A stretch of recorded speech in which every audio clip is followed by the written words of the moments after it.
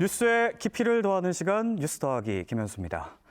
네, 앞서 전해드렸듯이 우리 국민 서너 명 중 한 명은 반려동물을 키우는 시대에 살아가고 있습니다. 반려 인구가 늘어남과 동시에 동물권에 대한 관심도 높아졌고 이를 둘러싼 문제도 많아졌는데요. 최근에는 야생조류 콘텐츠를 다루는 한 유튜버가 올린 영상이 뜨거운 감자로 떠올랐습니다. 고양이만 소중한 전국의 캣맘 대디 동물보호단체 분들에게라는 제목인데요. 이 유튜버의 주장은 이렇습니다. 고양이가 멸종 위기종이나 천연기념물 같은 법정 보호종 새와 동물들을 사냥하면서 이들의 멸종을 부추긴다는 거고요. 고양이 관련 활동과 정책을 크게 두 가지로 비판했습니다.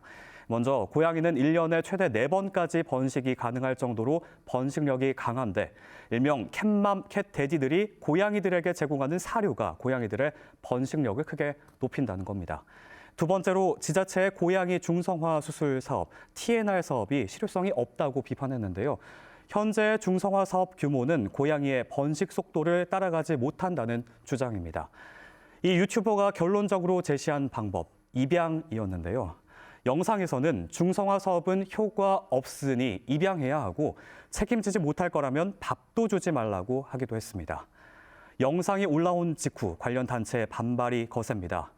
고양이 학대 타파를 표방하는 단체 팀캣은 SNS를 통해 새 애호가적 시선으로 만든 논리 없는 영상이고 개인의 생각을 일반화시켜 동물권에 좋지 않은 영향을 미치는 유튜버라면서 강도 높게 비판했습니다. 사료를 주면 안 된다는 주장에는 새 말고 다른 야생동물은 굶어 죽어도 된다는 논리라고 했고요. 지자체의 중성화 사업이 실효성이 없다는 건 본인의 단순한 계산이라면서 반박했습니다. 그런데 이번 논란도 그렇지만요. 그동안 야생 고양이가 사회적 논란이 될 때마다 명확한 해결책이 나오진 못했습니다.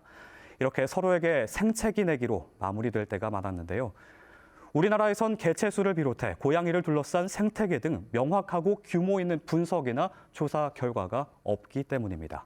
동물권 행동 카라도 이번 사태를 두고 안타까운 목소리를 냈습니다. 고양이 편, 새 편 이렇게 지금 이분법적으로 나눠서 생각하자는 게 아니잖아요. 결국 이제 모든 책임은 대부분 이제 인간에게 있는 것이 좀 다 알고 있는 사실이니까 그런 만큼 또 생태계 보호를 논하기 위해서 짚어보고 논의해야 될 이런 요소들은 굉장히 복합적이고 유기적으로 얽혀 있다는 게 제 생각이거든요. 동물권 문제와 야생 고양이 문제는 계속해서 사회적 문제로 떠오르고 있지만 담당하는 정부 부처도 제각각입니다.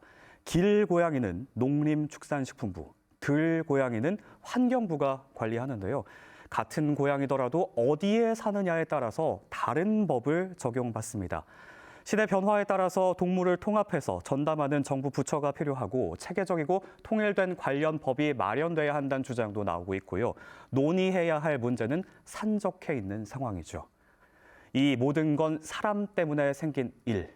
이번 논란의 모든 목소리가 교차하는 지점인데요.